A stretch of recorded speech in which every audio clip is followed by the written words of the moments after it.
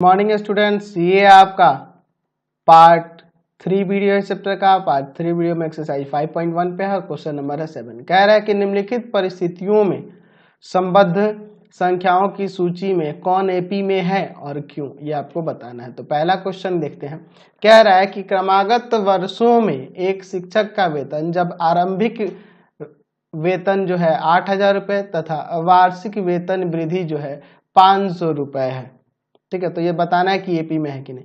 अच्छा, पहले वर्ष में जो वेतन मिल रहा है उसको 8,000 रुपये प्रति माह मिल रहा है। ठीक है। अच्छा, अगले वर्ष उसका क्या हो रहा है, तो 500 रुपये वृद्धि हो जा रही है, यानी कि 8,500 रुपये हो जा रहा है। फिर उसके अगले वर्ष क्या हो जाएगा, 500 रुपये और बढ़ जाएगा, 9,000 रुपये मासिक वेतन उसका हो जाएगा। इसी तरह से बढ़ रहा है। ठीक है, चलिए यहाँ पे लिख सकते हैं कि इसका प्रथम पद जो है 8,000 रुपया है। ठीक है। अच्छा, अगर डी निकालने की कोशिश करें तो आप A2 माइनस A1 कर सकते हैं, या डी बराबर A3 माइनस A2 भी कर सकते हैं। तो यहाँ अगर हम 8500 में से 8,000 घटाएं तो 500 आ जाएगा। और यहाँ पे भी अगर देखा जाए 9,000 में से यानी A3 में से A2 को घटाएं यानी 8500 को घटाएं तो यहाँ पे भी आपका 500 रुपये आ जाएगा। तो दोनों कंडीशन में सार अंतर समान आ रहा है। अतः कह सकते हैं अतः क्रमागत वर्षों में वेतन एपी में है। एपी में है, यह एपी में है।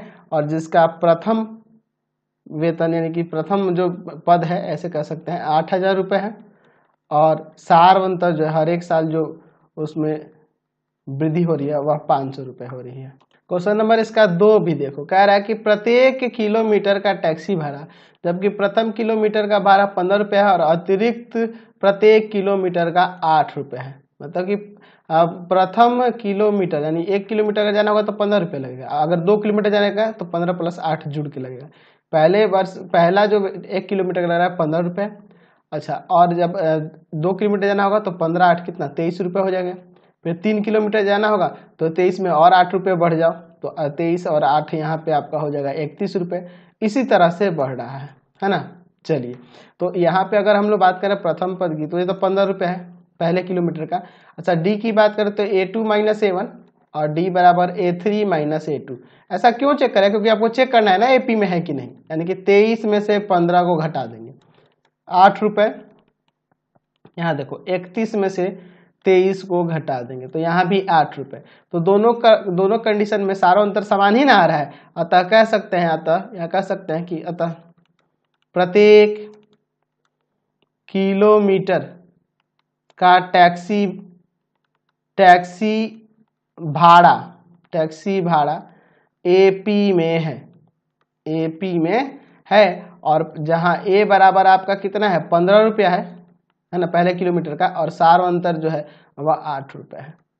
ठीक है, चलिए आगे बढ़ते हैं। चलिए अगला क्वेश्चन देखो 7 का थर्ड। कह रहा है एक सीढ़ी के डंडे की लंबाई जब नीचे से ऊपर की ओर एक समान रूप से 2 सेंटीमीटर घटती जाती है तो सबसे निचले सीढ़ी डंडे की लंबाई 45 सेंटीमीटर। मतलब सीढ़ी कुछ इस तरह से बना हुआ है। ठीक है, मतलब कि नीचे एक 45 सेंटीमीटर लंबा डंडा है, कुछ दूरी पे फिर आपका यहाँ से 2 सेंटीमीटर घट जा रहा है, फिर 2 सेंटीमीटर घट जा रहा है, देख रहे हैं ना, घटते जा रहा है।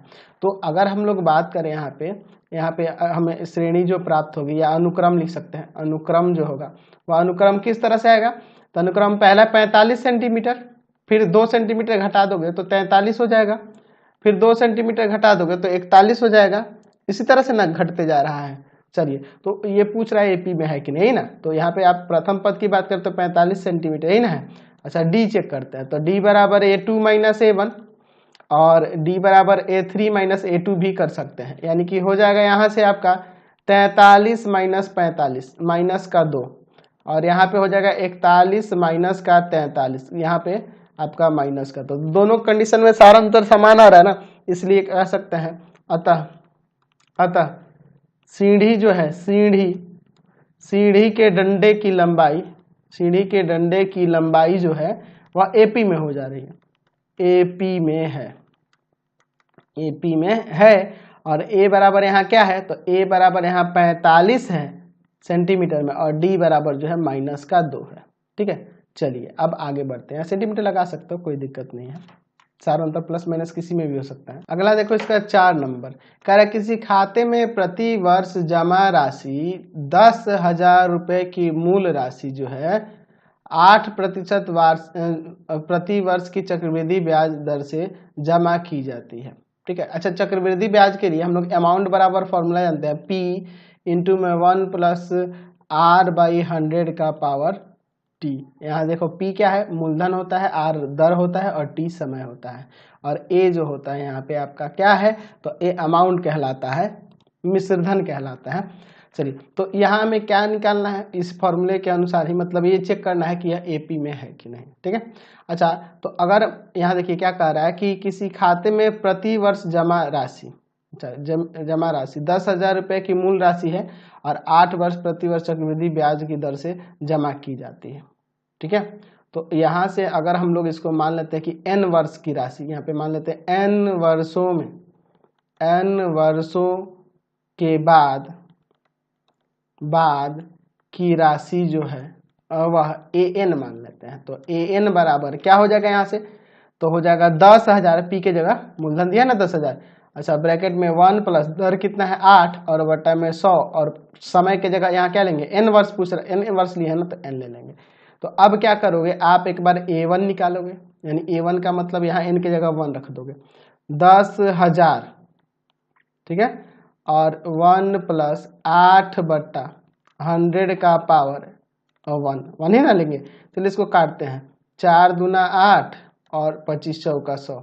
चलिए यहाँ पे हो जाएगा 10,000, अंदर एलसीएम लेते हैं 25, तो 25 प्लस 2 का पावर 1, यानी कि 10,000 गुना में 27/25। ठीक है, इसको काट सकते हैं 25 को, इससे कितना बार में 400 बार में, तो 400 में हम लोग 27 से गुना कर देते हैं, तो आपका आ जाएगा 10,800 रुपये, 10,800 रुपये, 10,800 सॉरी 10,800। चलिए तो ये पहले वर्ष के लिए हो गया। अच्छा A2 यानी दूसरे वर्ष के लिए, तो यार यहाँ पे हो जाएगा 10,000 ब्रैकेट में 1 प्लस 8/100 का पावर 2 हो जाएगा। सेम वही काम करेंगे, 4 दूना 8 और 25 चौका 100, अंदर एलसीएम ले लेंगे 10,000, अंदर एलसीएम लेकर जोड़ोगे तो वही ना होगा 27/25 का पावर 2। चलिए अब इसको सॉल्व करते हैं। ठीक है, तो कितना हो जाएगा, तो 10,000 गुना में 27/25 और फिर से 27/25, तो 25 से इसको काटते हैं, कितना बार में जाएगा 400 बार में। अच्छा फिर 25 से काटते हैं, कितना बार में जाएगा 16 बार में कट जाएगा क्या, 400 में 25 से भाग कर दो, आपका 16 बार में कट जाएगा शायद, हाँ 16 बार में कट जाएगा। चलिए तो अब क्या करना होगा, तो इन सब में गुना कर देना होगा, तो 16 और गुना में 27 है और फिर गुना में 27 है, तो आपका कितना आ जाएगा, तो आ जाएगा यहाँ पे 11,664 रुपये। ठीक है, चलिए उसी तरह से अगर A3 निकाले तो क्या होगा, 10,000 ब्रैकेट में 1 प्लस 8/100 का पावर 3, यानी कि ये 3 वर्षों के लिए हम लोग बात करें। 10,000 यहाँ देखो काटोगे 2 यहाँ 25, अंदर एलसीएम लेके जोड़ोगे वही आएगा आपका 27/25 का पावर 3, तो इसको 3 बार करना होगा ना जी, तो हो जाएगा आपका 10,000 गुना में 27/25, 27/25 और फिर से 27/25, तो इसको काटेंगे कितना बार में 400 बार में, फिर इसको काट देंगे 16 बार में। अब गुना करो, तो गुना करोगे यहाँ पर और क्या हो जाएगा 16 गुना 27 गुना 27 गुना 27, तो आपका यह आ जाएगा 16 गुना 27 गुना 27 गुना 27 आ जाएगा 3, 1, 4, 9, 2, 8 और बटा में 25। तो अब इससे भाग कर देते हैं 25 से, तो 25 से भाग कर दोगे तो 12,597.12 रुपये हो गया। तो यहाँ से हमारी राशियाँ जो होगी है ना, प्रत्येक वर्ष की राशि जो होगी वह कितनी हो जाएगी, तो पहला था 10,800 था ना, फिर उसके बाद दूसरे वर्ष की क्या है 11,664 चक्रवृद्धि ब्याज पे लेना है तो, और तीसरे वर्ष की 12,597.12 रुपए। इसी तरह से आगे भी निकल सकता है, तो हम लोग 3 निकाल लिए, काफी है, इतना से पता चल जाएगा एपी में है कि नहीं। चलिए तो यहाँ चेक कर लेते हैं। तो डी बराबर A2 माइनस A1 या डी बराबर A3 माइनस A2 से यहाँ पता चल जाएगा। तो डी बराबर हो जाएगा 11,664 माइनस में 10,800, घटा दो यहाँ से 864 आ जाएगा। ठीक है, चलिए 864 यहाँ से देखते हैं। तो ये कितना है आपका 12,597.12, 12,000 कितना है जी 597.12 और घटा देना है 11,664 को। तो 11,664 को घटा दो, 11,664 को घटा देंगे तो कितना आ जाएगा आपका 933.12। तो दोनों कंडीशन में सार अंतर समान थोड़े आ रहा है, इसलिए यहाँ कह देंगे अतः क्रमागत वर्षों की राशि एपी में नहीं है, एपी में नहीं है, हमने यहाँ दर्शा दिया। ठीक है, यहाँ क्रमागत ही लिखना, प्रत्येक नहीं, क्रमागत वर्षों की राशि। चलिए अगला क्वेश्चन 5 नंबर देखिए, कह रहा है सुधा द्वारा क्रमागत वर्षों की बचत की गई राशियां, जबकि वो प्रथम वर्ष में 100 रुपये और प्रत्येक वर्ष 50 रुपये राशि बढ़ाकर बचाती है।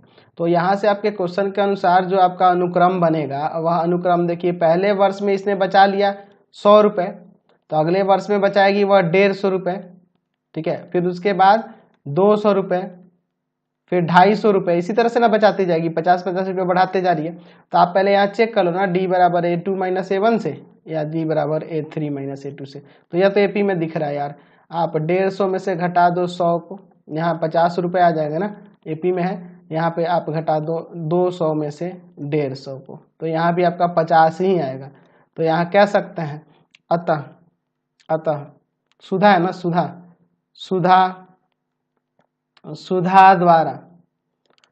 द्वारा बचत राशि एपी में है, जहाँ ए बराबर कितना हो रहा है, तो ए बराबर 100 रुपये हो रहा है और सार अंतर जो हर एक साल बचत हो रहा है वह 50 रुपये हो रहा है। समझ गए, चलिए आगे बढ़ते हैं। चलिए अगला क्वेश्चन देखिए 7 का 6 नंबर क्वेश्चन में कह रहा है कि खरगोश युग्म की क्रमागत महीनों में संख्या, जब खरगोश का एक युग्म अपने पहले महीने में प्रजनन करने के योग्य नहीं है, दूसरे और प्रत्येक आने वाले महीनों में एक युग्म प्रजनन करता है और प्रत्येक नए युग्म और अपने दूसरे महीने और प्रत्येक आने वाले महीने में एक नया युग्म का प्रजनन करता है, यह मानते हुए कि किसी खरगोश की मृत्यु नहीं होती। अब थोड़ा इसको समझ लो, कह रहा है कि खरगोश के युग्म, यहाँ देखो फिगर में है ना, जोड़े में है, ये आपस में प्रजनन पहले महीने में नहीं करते हैं, पहले महीने में कोई प्रजनन नहीं होता। तो देखो ये पहले एक ही युग्म है, बाद अगले महीने में एक ही युग्म रहता है।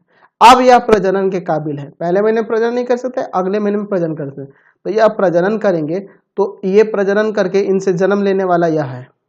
ठीक है, तो ये तो रहेंगे ना, ये मर नहीं रहे हैं, यहाँ देख लीजिए मृत्यु नहीं हो रही है, तो ये वाले यही खरगोश रह गए और नया इनसे प्रजनन होके यहाँ आ गया।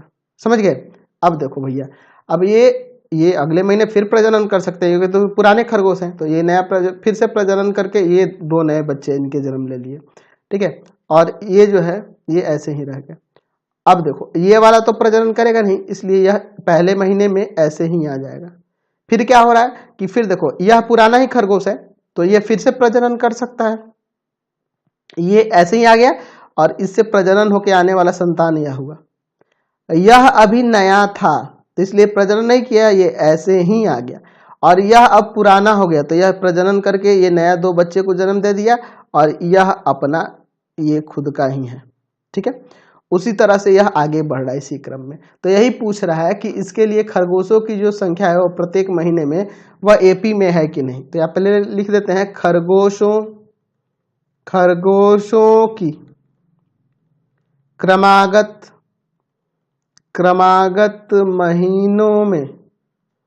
महीनों में संख्याएं कितनी कितनी होंगी। तो पहले महीने में एक ही युग्म हो रहा है, अगले महीने में भी एक ही युग्म है, उसके अगले महीने में यह 2 युग्म हो जा रहा है, उसके अगले महीने में यह कितना हो जा रहा है, 3 हो जा रहा है, फिर उसके अगले महीने में यह 5 युग्म हो जा रहा है, फिर उसके अगले महीने में यह 8 युग्म हो जा रहा है। इसी तरह से आगे बढ़ रहा है। तो ये चेक करना है कि एपी में है या नहीं है। तो भैया वही डी बराबर A2 माइनस A1 या डी बराबर A3 माइनस A2, यही ना। चलिए तो यहाँ से डी बराबर 1 माइनस 1 0 आ जाएगा, और यहाँ से आपका आ जाएगा 2 माइनस 1 1 आ जाएगा। तो दोनों अलग अलग आ रहा है ना, अतः कह सकते हैं अतः ये एपी में नहीं है, एपी में नहीं है। जो संख्याएं दी गई एपी में नहीं है, खरगोशों की संख्या। ये अगला देखते हैं 7 का 7 नंबर कह रहा है कि लगाई गई पूंजी की कीमत 1 2 3 4 5 ऐसे ही वर्षों के बाद जब पूंजी की राशि 1 वर्ष बाद स्वयं की 5/4 गुनी हो जाती है। तो माना पूंजी जो है, लगाई गई पूंजी जो है, लगाई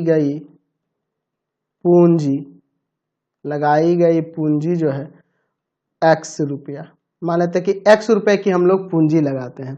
तो यहाँ पे प्रथम वर्ष के बाद की राशि इसको A1 लिख दो। तो A1 क्या हो जाएगा, ठीक है। तो प्रथम वर्ष के बाद की राशि में तालाबेश इधर से रहेगा, इसमें प्रथम वर्ष के बाद की राशि वो A1 मान लो। तो A1 क्या हो जाएगा, तो जो राशि है ना, जो पूंजी है उसकी 5/4 गुनी 5/4x हो जाएगा। अच्छा, उसी तरह से द्वितीय वर्ष के बाद की राशि, 2 साल बाद की राशि क्या हो जाएगा। तो 2 साल बाद की राशि क्या हो रहा है, तो यहाँ देखो क्या कह रहा है कि जब पूंजी की राशि 1 वर्ष बाद स्वयं की 5/4 गुनी होती है, तो इसकी 5/4 गुनी हो जाएगी, ठीक है। चलिए, यानी कि 25/16x। फिर तीसरे वर्ष के बाद की राशि, तीसरे वर्ष के बाद की राशि कितनी हो जाएगी, A3 कितना हो जाएगा, तो इसका 5/4। चलिए, तो कितना हो जाएगा यह 125/64, 125/64x। चलिए, तो यहाँ चेक कर लो, डी बराबर A2 माइनस A1 और A3 माइनस A2, यानी कि 25/16x माइनस में 5/4x, और यहाँ होगा 125/64x माइनस में 25/16x, ठीक है। चलिए, अब इसको घटा के देखते हैं। तो यहाँ एलसीएम लोगे तो 16, तो 25x माइनस इसमें से भागेंगे 4 जाके 5 में गुना करेगा, आपका 20 आ जाएगा, ठीक है। चलिए, यहाँ पे उसी तरह से एलसीएम लेके घटाओ, तो यहाँ पे 64, इसमें से भागेंगे यही आएगा 125 आ जाएगा। अच्छा, इसमें से भागोगे 4 और यहाँ 25 चौका 100x हो जाएगा। तो यहाँ घटाओगे तो 5/16x और यहाँ घटाओगे तो 25/64x। तो यहाँ हम लोग क्या देख रहे हैं, दोनों जगह में सारा अंतर अलग आ रहा है ना। तो यहाँ कह सकते हैं कि यहाँ जो हमारी पूंजी जो लग रही है, अतः 1 2 3 4 जो वर्ष हैं, वर्षों में लगी पूंजी एपी में नहीं है, एपी में नहीं है, यह हमने दिखा दिया। समझ में आया ना। तो इस एक्सरसाइज में यही एक क्वेश्चन बचा था, इसको भी मैंने कंप्लीट कर दिया। इस वीडियो में यही रहने देते हैं, नेक्स्ट वीडियो में आगे के क्वेश्चंस को देखेंगे। अगले एक्सरसाइज में चलेंगे 5.2 पे। तो इससे रिलेटेड जो भी आपको वीडियो देखना होगा, सीधे डिस्क्रिप्शन में जाना है, पूरे बुक का लिंक मैंने डिस्क्रिप्शन में दिया है। साथ ही साथ NCERT का भी है, NCERT है, भारती भवन का भी है, भारती भवन का भी लिंक है, ठीक है। उसके साथ साथ आपका KC सिन्हा, तो इनके सभी चैप्टर्स का लिंक नीचे डिस्क्रिप्शन में है। सभी एक एक क्वेश्चन का लिंक नीचे डिस्क्रिप्शन में है, पूरे बुक का लिंक नीचे डिस्क्रिप्शन में है। तो प्लीज वीडियो को लाइक करेंगे, शेयर करेंगे और कमेंट किया करो यार, कमेंट करके बताया करो कि हमारे चैनल के वीडियो आपको कैसे लगते हैं। ठीक है, कमेंट जरूर किया करो कि हमारे वीडियोज आपको कैसे लगते हैं और वीडियो को शेयर करना नहीं भूलेंगे। Thanks for watching the video.